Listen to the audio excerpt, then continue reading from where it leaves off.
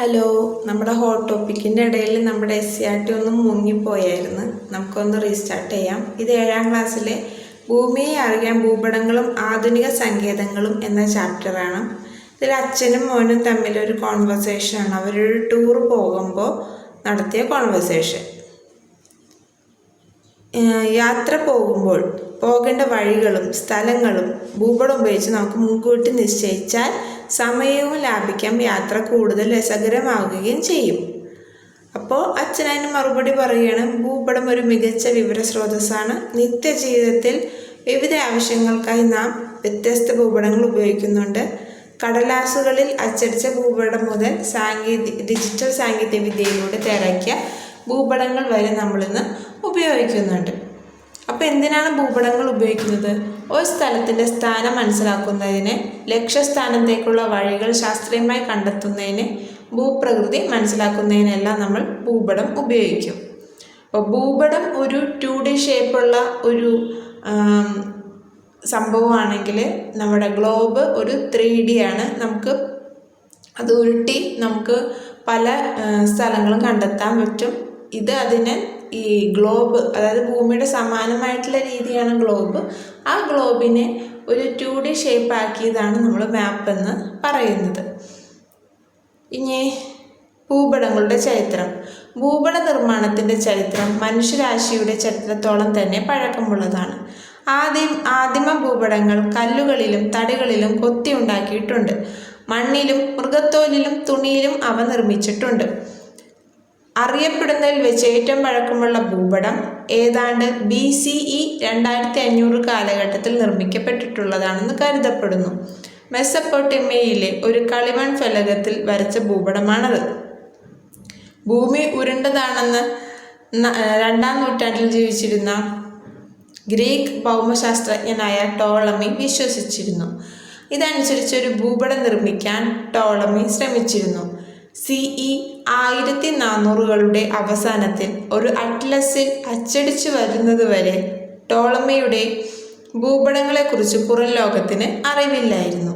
അതിനുശേഷം അവ Columbus, കാംബട്ട്, Magellan, Drake, വെസ്പുച്ചി എന്നീ നാവികർക്ക് ഭൂമിശാസ്ത്ര വിവരങ്ങളുടെ ഉറവിടമായി മാറി. ഇന്നും ടോളമി നിർമ്മിച്ച ഭൂപടത്തിന് ആധുനിക ഭൂപടങ്ങളോട് സാദൃശ്യമുണ്ട്. ഗ്രീക്ക് അറബ് ഭൂമിശാസ്ത്രജ്ഞരാണ് ആധുനിക ഭൂപട നിർമ്മാണത്തിന് അടിത്തറ പാകിയത്.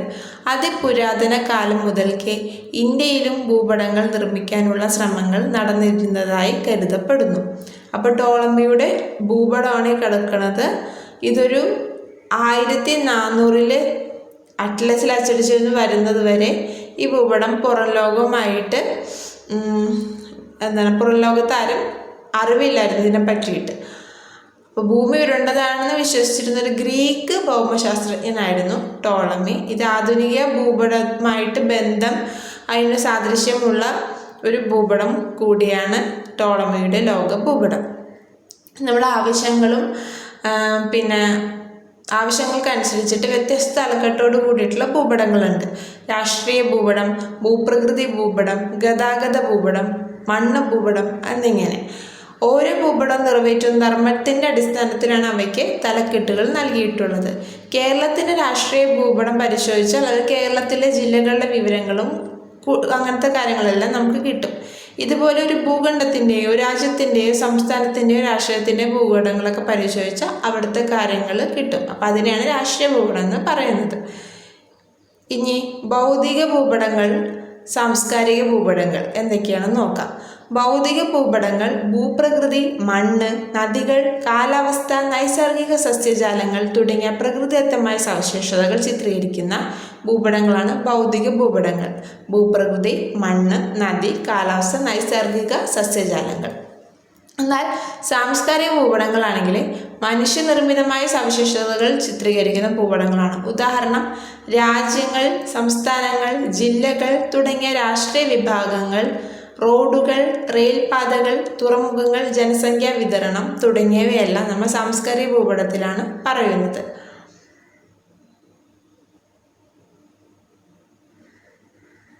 ഇനി ഇതിൽ 2AB എന്ന് പറഞ്ഞ് കൊടുത്തിട്ടുണ്ട്. നമുക്കൊന്ന് ചേരുംപടി ചേർത്ത് നോക്കാം.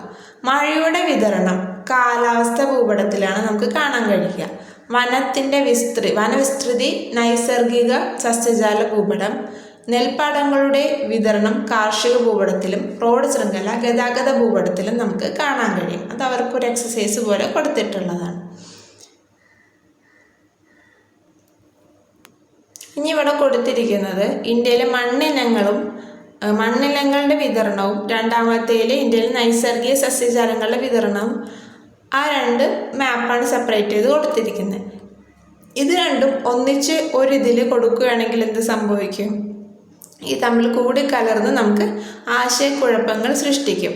അപ്പം അതുകൊണ്ടാണ് ഇതിനെ സെപ്പറേറ്റ് ഹെഡിങ് കൊടുത്തിട്ട് വിഷയാധിഷ്ഠിത ഭൂപടങ്ങൾ എന്ന്, അതായത് പ്രത്യേക വിഷയം മാത്രം പ്രതിപാദിക്കുന്ന ഭൂപടങ്ങളെ നമ്മൾ വിഷയാധിഷ്ഠിത ഭൂപടങ്ങൾ എന്ന് വിളിക്കുന്നു. ഇനി ഭൂപടങ്ങൾ നിർമ്മിക്കുന്നതിന് ഒരു തോതുണ്ട്. ആ തോത് എങ്ങനെയാണെന്ന് നോക്കാം. ഭൂമിയിലെ യഥാർത്ഥ അകലവും ഭൂപടത്തിൻ്റെ അകലവും തമ്മിലുള്ള ഒരു അനുപാതത്തിലാണ് ഭൂപടം നിർമ്മിക്കുന്നത്. അതിനാണ് ഭൂപടത്തിൻ്റെ തോത് എന്ന് പറയുന്നത്. ഒരു ഭൂപടത്തിൻ്റെ തോത് 1 സെൻറ്റിമീറ്റർ എന്ന് പറയുന്നത്, അതായത് ഒരു ഭൂപടത്തിൽ 1 സെൻറ്റിമീറ്റർ 1 കിലോമീറ്റർ ആണെന്ന് കരുതി കഴിഞ്ഞാൽ ഭൂപടത്തിലെ 1 സെൻറ്റിമീറ്റർ അകലം ഭൂമിയുടെ 1 കിലോമീറ്റർ അകലത്തെ സൂചിപ്പിക്കുന്നു. ഈ തോത് അടിസ്ഥാനമാക്കി ഒരു ഭൂപടത്തിൻ്റെ റോഡിൻ്റെ നീളം 10 സെൻറ്റിമീറ്റർ ആണെങ്കിൽ അതിൻ്റെ യഥാർത്ഥ നീളം നമുക്ക് 10 കിലോമീറ്റർ എന്ന് പറയാൻ സാധിക്കും. ഇനി ഭൂപടങ്ങൾ രണ്ടായിട്ട് നമുക്ക് തിരിച്ചിട്ട് പറയാം. വലിയ തോത് ഭൂപടങ്ങൾ, ചെറിയ തോത് ഭൂപടങ്ങൾ. വലിയ തോത് ഭൂപടങ്ങൾ ഒരു ചെറിയ പ്രദേശത്തെ സംബന്ധിച്ചുള്ള കൂടുതൽ വിവരങ്ങൾ ചിത്രീകരിക്കുന്നു. എന്നാൽ ചെറിയ തോത് ഭൂപടങ്ങൾ എന്ന് പറഞ്ഞാൽ ഒരു വലിയ പ്രദേശത്തെ സംബന്ധിക്കുന്ന കേവലമായിട്ടുള്ള വിവരങ്ങൾ മാത്രം ചിത്രീകരിക്കുന്നു. അപ്പോൾ വലിയ തോത് എന്ന പേര് കേൾക്കുമ്പോൾ വലിയ പ്രദേശങ്ങൾ ആണെന്ന് വിചാരിക്കരുത്. ഒരു ചെറിയ പ്രദേശത്തെ സംബന്ധിച്ചിട്ടുള്ള കൂടുതൽ, അതായത് ഇതിനോട് സൂമിൻ ആയിട്ടുള്ള കാര്യങ്ങൾ വരെ കൊടുക്കുന്ന ഇതാണ് നമ്മുടെ വലിയ തോത് ഭൂപടം എന്ന് പറയുന്നത്. നമ്മുടെ ചെറിയ തോത് ഭൂപടം എന്ന് പറഞ്ഞാൽ ഒരു പ്രദേശത്തെ സംബന്ധിച്ചിട്ടുള്ള കേവലമായ ആ വിവരങ്ങളുടെ അടിസ്ഥാനത്തിലാണ് വലുത് ചെറുത് എന്ന് തരംതിരിച്ചിരിക്കുന്നത്. അപ്പോൾ ധരാതലീയ ഭൂപടം, വില്ലേജ് ഭൂപടം ഇതൊക്കെ വലിയ തോത് ഭൂപടമാണ്. ലോക ഭൂപടം, ഇന്ത്യ ഭൂപടം, കേരളത്തിൻ്റെ ഭൂപടം ഇതൊക്കെ നമുക്ക് ചെറിയ തോത് ഭൂപടമാണെന്ന് പറയാം. ധരാതലീയ ഭൂപടവും വില്ലേജ് ഭൂപടവും ഒക്കെ അടങ്ങിയിട്ടുള്ള നമ്മുടെ വലിയ തോത് ഭൂപടങ്ങളുടെ തോത് ചോദിച്ചു കഴിഞ്ഞാൽ എക്സാമ്പിളായിട്ട് 1 സെൻറ്റിമീറ്റർ 1/2 കിലോമീറ്ററൊക്കെ ഉണ്ടാവുള്ളൂ, അല്ലെങ്കിൽ 1/4 കിലോമീറ്ററൊക്കെ ഉണ്ടാവുള്ളൂ. എന്നാൽ നമ്മുടെ ലോക ഭൂപടം പോലെയുള്ള ചെറിയ തോത് ഭൂപടങ്ങളാണെങ്കിൽ 1 സെൻറ്റിമീറ്റർ 25 കിലോമീറ്റർ മുതൽ 25 കിലോമീറ്ററോ 10 കിലോമീറ്ററൊക്കെ ഇത്തിരി കൂടി വലിയ വ്യാപ്തിയിലായിരിക്കും കാണുക. ഇനി നമ്മൾ ഭൂപടങ്ങൾ ഒന്ന് എടുത്തു നോക്കിയാൽ അതിലാവശ്യമായിട്ടുള്ള ഒരു ഭൂപടം നമുക്ക് വായിക്കാൻ ആവശ്യമായിട്ടുള്ള ഘടകങ്ങൾ ഏതൊക്കെയാണെന്ന് ചോദിച്ചാൽ തലക്കെട്ട് വേണം, തോത് വേണം, ദിക്ക് വേണം, അക്ഷാംശ രേഖ, രേഖാംശ രേഖ, അംഗീകൃത നിറങ്ങൾ, ചിഹ്നങ്ങൾ, പിന്നെ ഇതെല്ലാം സൂചിപ്പിക്കാനുള്ള സൂചിക. ഇത്രയാണ് നമുക്ക് വേണ്ടത്. ഇപ്പോൾ ഇവിടെ ഒരു നമ്മുടെ കേരളത്തിൻ്റെ മാപ്പ് സൈഡിൽ കൊടുത്തിട്ടുണ്ട് എക്സാമ്പിളായിട്ട്. അതിൽ നമുക്ക് കാണാൻ പറ്റും തോത്, സൂചിക, പിന്നെ ദിക്ക്, പിന്നെ അംഗീകൃത നിറങ്ങൾ, രേഖാംശ അക്ഷാംശ നിറങ്ങൾ, അതുകൂടാതെ ഭൂപ്രകൃതി എന്ന് തലക്കെട്ടും കൊടുത്തിട്ടുണ്ട്. ഓക്കെ, അപ്പോൾ തലക്കെട്ട് എന്താണെന്ന് നോക്കാം. കേരള ഭൂപ്രകൃതി നമ്മളിപ്പോൾ ഇതിൽ കണ്ടില്ലേ, അതാണ് തലക്കെട്ട് എന്ന് പറയുന്നത്. തോത് എങ്ങനെയാണ് കണക്കാക്കാമെന്ന് നമുക്ക് ഡീറ്റെയിൽ ആയിട്ട് നോക്കാം. ഭൂതലത്തിലെ 2 സ്ഥലങ്ങൾ തമ്മിലുള്ള അകലവും ഭൂപടത്തിലെ അതേ 2 സ്ഥലങ്ങളുടെ അകലവും തമ്മിലുള്ള അനുപാതമാണ് തോത്. നമ്മൾ ഓൾറെഡി പറഞ്ഞു. ഒരു നദിയുടെയോ റോഡിൻ്റെയോ റെയിൽപാതയുടെയോ നീളം, ഒരു പ്രദേശത്തിൻ്റെ വിസ്തൃതിയോ ഒരു ഭൗമോപരിതല സവിശേഷതയോ വ്യാപ്തിയോ ഒക്കെ ഭൂപടം ഉപയോഗിച്ച് കൃത്യമായി കണക്കാക്കിയാണ് ഈ തോത് അടിസ്ഥാനമാക്കിയാണ് കണക്കാക്കാൻ കഴിയുന്നത്. ഇപ്പം ഇതിൽ ചരട് ഉപയോഗിച്ച് നമുക്കിപ്പോൾ കണക്കാക്കാം. ഇങ്ങനെ കുളഞ്ഞ് കിടക്കുന്നതാണെങ്കിൽ ഇതേപോലെ ചരട് ഉപയോഗിച്ച് നമ്മളത് അളന്നിട്ട് അതിൻ്റെ നീളം എടുത്തിട്ട് ആ തോത് അനുസരിച്ച് തോതിലേക്ക് കൺവേർട്ട് ചെയ്തിട്ട് നമുക്ക് കണ്ടുപിടിക്കാൻ പറ്റും ആ നദിയുടെ നീളം എത്രയാണെന്ന്. ഇപ്പോൾ ഇതിലൊരു എക്സാമ്പിൾ 7 സെൻറ്റിമീറ്റർ ആണ് നമുക്ക് ലഭിച്ചതെങ്കിൽ 1 സെൻറ്റിമീറ്റർ 1 കിലോമീറ്റർ എന്ന് ഭൂപടത്തിൽ എഴുതിയിട്ടുണ്ടെങ്കിൽ അപ്പോൾ അതൊരു 7 കിലോമീറ്റർ നീളമുള്ള ഒരു നദിയാണെന്ന് നമുക്ക് പറയാം. ഇനി തോത് രേഖപ്പെടുത്താൻ പൊതുവെ 3 രീതികളാണ് സ്വീകരിച്ചിട്ടുള്ളത്: പ്രസ്താവന രീതി, ഭിന്നക രീതി, രേഖീയ രീതി. പ്രസ്താവന രീതി അഥവാ സ്റ്റേറ്റ്മെൻറ്റ് ഓഫ് സ്കെയില്. പ്രസ്താവന രീതിയിൽ തോത് എഴുതുന്നത് എങ്ങനെയാണെന്ന് നമുക്ക് നോക്കാം. അതായത് നമ്മളിപ്പോൾ ഓൾറെഡി പറഞ്ഞ പോലെ 1 സെൻറ്റിമീറ്റർ = 1 കിലോമീറ്റർ എന്നിങ്ങനെ 1 സെൻറ്റിമീറ്റർ അകലം ഭൂതലത്തിൽ 1 കിലോമീറ്ററിനെ സൂചിപ്പിക്കുന്നു. അപ്പം അങ്ങനെ ഏതൊരാൾക്കും മനസ്സിലാക്കുന്ന വിധത്തിൽ ആണ് ഈ പ്രസ്താവന രീതിയിൽ നമ്മൾ തോത് രേഖപ്പെടുത്തിയിട്ടുണ്ടാവുക. ഇനി അടുത്തത് ഭിന്നക രീതി. ഭിന്നക രീതി എന്ന് പറഞ്ഞാൽ 1:1,00,000 എന്ന രീതിയിലൊക്കെ തോതുകൾ രേഖപ്പെടുത്തിയിട്ടില്ല നമ്മുടെ ശ്രദ്ധയിൽപ്പെട്ടിട്ടുണ്ടാവാം.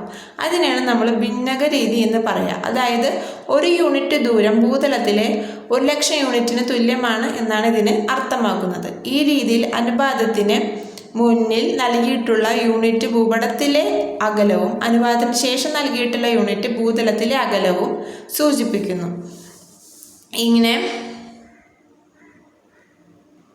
സപ്പോസ് സെൻറ്റിമീറ്റർ ആണ് നമ്മൾ ഇതിൽ അകലം സൂചിപ്പിക്കാനായിട്ടുള്ള ഏകകമായിട്ട് ഉപയോഗിക്കുന്നതാണെങ്കിൽ 1 യൂണിറ്റ് നമ്മൾ സെൻറ്റിമീറ്റർ എന്ന് കണക്കാക്കിയിട്ട് നേരത്തെ നമ്മൾ പ്രസ്താവന രീതിയിൽ പറഞ്ഞ പോലെ തന്നെ 1 സെൻറ്റിമീറ്ററിന് 1,00,000 സെൻറ്റിമീറ്റർ അല്ലെങ്കിൽ 1 കിലോമീറ്റർ എന്ന ആ ഒരു ഇതിലേക്ക് നമുക്ക് കൺവെർട്ട് ചെയ്ത് ഇത് കണക്കാക്കാൻ പറ്റും. ഇനി അടുത്തത് രേഖീയ രീതി. ഈ ചിത്രത്തിൽ നൽകിയിട്ടുള്ള പോലെ തോത് വരച്ച് രേഖപ്പെടുത്തുന്ന രീതിയാണ് നമ്മൾ രേഖീയ രീതി എന്ന് പറയുന്നത്.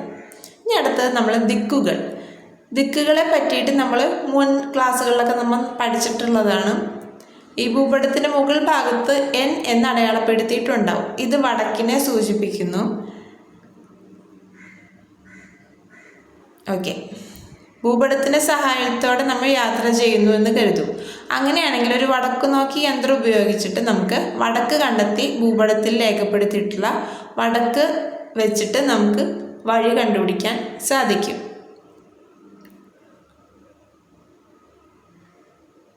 ഇനി അംഗീകൃത നിറങ്ങളും ചിഹ്നങ്ങളും. ഭൂപടത്തിൽ ഭൂവിവരങ്ങൾ ചിത്രീകരിക്കാൻ ആഗോളതലത്തിൽ അംഗീകരിക്കപ്പെട്ട നിറങ്ങളും ചിഹ്നങ്ങളും ഉപയോഗിക്കുന്നുണ്ട്. അപ്പോൾ കുറച്ച് നിറങ്ങൾ ഇതിൽ കൊടുത്തിട്ടുണ്ട്, നമുക്കത് വായിക്കാം. പച്ച നൈസർഗിക സസ്യജാലങ്ങൾ, മഞ്ഞ കൃഷിയിടങ്ങൾ, ചുവപ്പ് പാർപ്പിടങ്ങൾ റോഡുകൾ, കറുപ്പ് തീവണ്ടിപ്പാത, അക്ഷാംശരേഖകൾ രേഖാംശരേഖകൾ, ടെലിഫോൺ ലൈൻ ഇതൊക്കെ കറുപ്പ്, നീല ജലാശയങ്ങൾ, തവിട്ട് പാറക്കൂട്ടങ്ങൾ, മണൽ കൂനകൾ കുന്നുകൾ. ഇനി ടാറിട്ട റോഡ് ആണെങ്കിൽ അങ്ങനത്തെ ലൈന്, തീവണ്ടിപ്പാത അതൊക്കെ ഈ കൊടുത്താക്കുന്ന ചിഹ്നങ്ങൾ ബാക്കിയുള്ളതിനൊക്കെ സൂചിപ്പിക്കുന്നു. ഇതിൽ കളറുകൾ സാധാരണ PSCയിൽ ചോദിച്ച് കാണാറുണ്ട്. അപ്പം അത് ഒന്ന് ശ്രദ്ധിക്കുക. പച്ച നൈസർഗിക സസ്യജാലങ്ങൾ, മഞ്ഞ കൃഷിയിടങ്ങൾ, ചുവപ്പ് പാർപ്പിടങ്ങൾ റോഡുകൾ, കറുപ്പ് തീവണ്ടിപ്പാത അക്ഷാംശരേഖകൾ രേഖാംശരേഖകൾ ടെലിഫോൺ ലൈൻ, നീല ജലാശയങ്ങൾ, തവിട്ട് പാറക്കൂട്ടങ്ങൾ, മണൽ കൂനകൾ കുന്നുകൾ.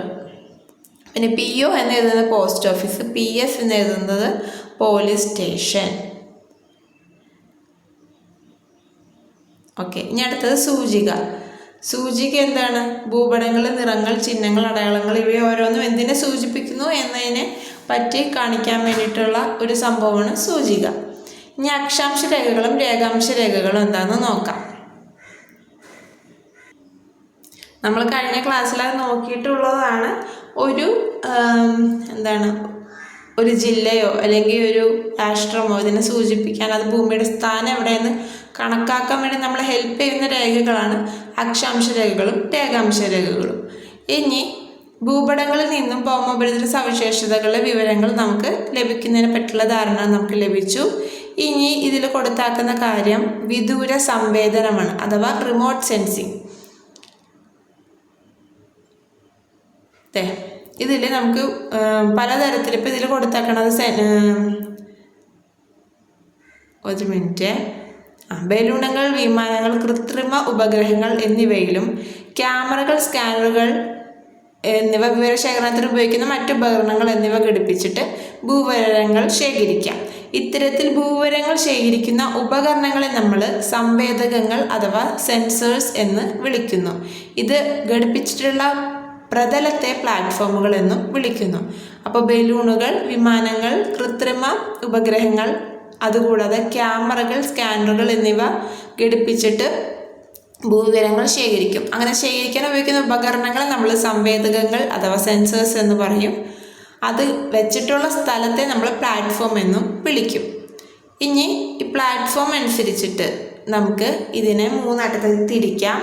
ഭൂതല വിദൂര സംവേദനം, ആകാശീയ വിദൂര സംവേദനം, ഉപഗ്രഹ വിദൂര സംവേദനം. അപ്പോൾ ഭൂതല വിദൂര സംവേദനം എന്ന് പറഞ്ഞാൽ ടെറസ്ട്രിയൽ റിമോട്ട് സെൻസിങ്. ഭൂതലത്തിൽ നിന്നും ഭൗമോപരിതലത്തിലെ സവിശേഷതകൾ ക്യാമറ ഉപയോഗിച്ച് പകർത്തുന്ന രീതിയാണ് ഭൂതല വിദൂര സംവേദനം. പ്ലാറ്റ്ഫോം ഭൂമി തന്നെയാണ്. അപ്പോൾ ഈ ഭൂതലത്തിൽ നിന്നുകൊണ്ട് തന്നെ ഭൗമോപരിതലത്തിൻ്റെ സവിശേഷതകൾ ക്യാമറയിൽ ഉപയോഗിച്ച് പകർത്തുന്ന രീതി ഭൂതല വിദൂര സംവേദനം. ഇനി ഒരു വിമാനത്തിലാണ് ഉറപ്പിച്ചിട്ടുള്ള ക്യാമറയുടെ സഹായത്തിൽ ആകാശത്തിൽ നിന്നും ഭൗമോപരിതലത്തിലെ സവിശേഷതകൾ ചിത്രീകരിക്കുന്ന രീതിയാണ് ആകാശീയ വിദൂര സംവേദനം. ഇനി ഉപഗ്രഹങ്ങൾ അല്ലെങ്കിൽ കൃത്രിമ ഉപഗ്രഹങ്ങൾ ഘടിപ്പിച്ചിട്ടുള്ള സംവേദനങ്ങൾ വഴി ഭൂവിവരങ്ങൾ ശേഖരിക്കുന്ന പ്രക്രിയയാണ് നമ്മൾ ഉപഗ്രഹ വിദൂര സംവേദനം അല്ലെങ്കിൽ സാറ്റലൈറ്റ് റിമോട്ട് സെൻസിങ് എന്ന് പറയുന്നത്. ഇനി എന്തിനാണ് എന്തിനൊക്കെയാണ് ഉപയോഗിക്കുന്നത് നമുക്ക് നോക്കാം. കാലാവസ്ഥ പഠനത്തിന്, കാർഷിക മേഖലയിലെ പഠനത്തിന്, പ്രകൃതി വിഭവങ്ങളുടെ ലഭ്യത മനസ്സിലാക്കുന്നതിന്, വരൾച്ച, വെള്ളപ്പൊക്കം തുടങ്ങിയ പ്രകൃതിക്ഷോഭങ്ങൾ ഉണ്ടായ പ്രദേശങ്ങളെക്കുറിച്ചുള്ള വിവരശേഖരണം നടത്തുന്നതിന്. ഇനി അടുത്തതാണ് GIS. GIS എന്ന് പറഞ്ഞു കഴിഞ്ഞാൽ ജിയോഗ്രഫിക് ഇൻഫർമേഷൻ സിസ്റ്റം. അപ്പോൾ അതെന്താണെന്ന് നോക്കാം. നമ്മുടെ ഭൂപടങ്ങൾ, ഗ്രാഫുകൾ, പട്ടികകൾ മുതലായ ഉൽപ്പന്നങ്ങൾ ഒരു സോഫ്റ്റ്വെയർ അധിഷ്ഠിത കമ്പ്യൂട്ടർ സാങ്കേതികത ഉപയോഗിച്ചിട്ട് നമ്മൾ ചെയ്യുകയാണെങ്കിൽ അതിനെ നമ്മൾ GIS എന്ന് പറയും. ഇപ്പോൾ ഭൂപടങ്ങൾ, ഉപഗ്രഹ ചിത്രങ്ങൾ, ആകാശീയ ചിത്രങ്ങൾ, പട്ടികകൾ, ഗ്രാഫുകൾ, സർവേ തുടങ്ങിയവയിൽ നിന്ന് വിവരങ്ങൾ ശേഖരിക്കും. ഇത് ഒരു വിവര വ്യവസ്ഥാ സോഫ്റ്റ്വെയറിൻ്റെ സഹായത്തോടെ വിവരങ്ങൾ വിശകലനം ചെയ്തിട്ട് ഇതിനെ ഭൂപടങ്ങൾ അല്ലെങ്കിൽ ഗ്രാഫുകൾ, പട്ടികകൾ, ത്രിമാന മാതൃകകൾ എന്നീ ഉൽപ്പന്നങ്ങളൊക്കെ ഉണ്ടാക്കാൻ സഹായിക്കുന്നു. ഇതാണ് GIS എന്നുകൊണ്ട് ഉദ്ദേശിക്കുന്നത്. ഇത് നമ്മൾ എവിടേക്ക് ഉപയോഗിക്കുന്നത് എന്ന് ചോദിച്ചു കഴിഞ്ഞാൽ വാണിജ്യം, വ്യവസായം, വിദ്യാഭ്യാസം, വാർത്താവിനിമയം, കൃഷി, ആസൂത്രണം, ജലസേചനം, ഗതാഗതം, പ്രകൃതി ദുരന്ത നിവാരണം, ടൂറിസം, വിഭവ പരിപാലനം, അങ്ങനെ മെയിനായിട്ടുള്ള എല്ലാ കാര്യത്തിലും നമ്മൾ GIS ഉപയോഗപ്പെടുത്തുന്നുണ്ട്. അപ്പോൾ GIS കഴിഞ്ഞിട്ട് ഇതിന് മാറിപ്പോകരുത്. അടുത്തതാണ് GPS, ഗ്ലോബൽ പൊസിഷനിങ് സിസ്റ്റം. ഇത് ഒരു വിമാനം ആകാശത്തിലൂടെ സഞ്ചരിക്കുമ്പോൾ അതിൻ്റെ സ്ഥാനം, പറക്കുന്ന ഉയരം, ദിശ, ലക്ഷ്യസ്ഥാനത്ത് എത്തിച്ചേരാൻ എടുക്കുന്ന സമയം ഇതൊക്കെ കൃത്യമായി നമുക്ക് മനസ്സിലാക്കുന്ന രീതിയിലൊരു സാങ്കേതിക വിദ്യ ഉണ്ടെന്ന് ചിന്തിച്ച് നോക്കൂ. ആ സാങ്കേതിക വിദ്യയാണ് നമ്മൾ ഗ്ലോബൽ പൊസിഷനിങ് സിസ്റ്റം എന്ന് അറിയപ്പെടുന്നത്. ഇത് ഭൂമിയുടെ ഒരു വസ്തുവിൻ്റെ അക്ഷാംശ, രേഖാംശ സ്ഥാനം, അതിൻ്റെ ഉയരം എന്നിവ മനസ്സിലാക്കാൻ സഹായിക്കുന്നു. പിന്നെ ഇത് ചലിക്കുന്ന വസ്തുവാണോ, അതിൻ്റെ സ്ഥാനം, സഞ്ചാര ദിശ, സഞ്ചാര വേഗത, സമയം എന്നിവയൊക്കെ നിർണ്ണയിക്കാൻ നമുക്ക് ഈ സാങ്കേതികവിദ്യ ഉപയോഗിക്കാം. വിമാനങ്ങൾ, കപ്പലുകൾ തുടങ്ങിയ ഒട്ടുമിക്ക വാഹനങ്ങളിലൊക്കെ GPS നമ്മൾ ഉപയോഗിക്കുന്നുണ്ട്. നമ്മൾ ട്രാക്കിംഗ് ചെയ്യാൻ, നാവിഗേഷൻ ചെയ്യാൻ നമ്മൾ ഗൂഗിൾ മാപ്പൊക്കെ യൂസ് ചെയ്യില്ലേ, അതൊക്കെ GPSൻ്റെ ഹെൽപ്പോടു കൂടിയാണ്. ഇനി ഇന്ത്യയിൽ ISRO വികസിപ്പിച്ചെടുത്ത ഭൂപട നിർമ്മാണ സംവിധാനമാണ്. ഈ GPS സംവിധാനം തന്നെയാണ് ഭുവൻ എന്ന് പറയുന്നത്. ഇത് GIS, വിദൂര സംവേദനം എന്നിവയുടെ പരമാവധി സാധ്യതകൾ ഉപയോഗപ്പെടുത്താനുള്ള ഈ സംവിധാനം ആണ് എന്നുകൂടി ഓർക്കാം. അപ്പോൾ ഭുവൻ എന്ന് പറഞ്ഞാൽ ISRO വികസിപ്പിച്ചെടുത്തൊരു ഭൂപട നിർമ്മാണ സംവിധാനമാണ്. അപ്പോൾ ഇത്രയേ ഉള്ളൂ ആ ചാപ്റ്റർ. ഓക്കെ, അടുത്ത SCERT ചാപ്റ്റർ അധികം വൈകാതെ തന്നെ കൊണ്ടുവരാം എന്ന് ഞാൻ വിചാരിക്കുന്നു. അപ്പോൾ ഹോട്ട് ടോപ്പിക്സും എല്ലാവരും കേൾക്കേണ്ടതെന്ന് വിചാരിക്കുന്നു. അപ്പോൾ താങ്ക് യു.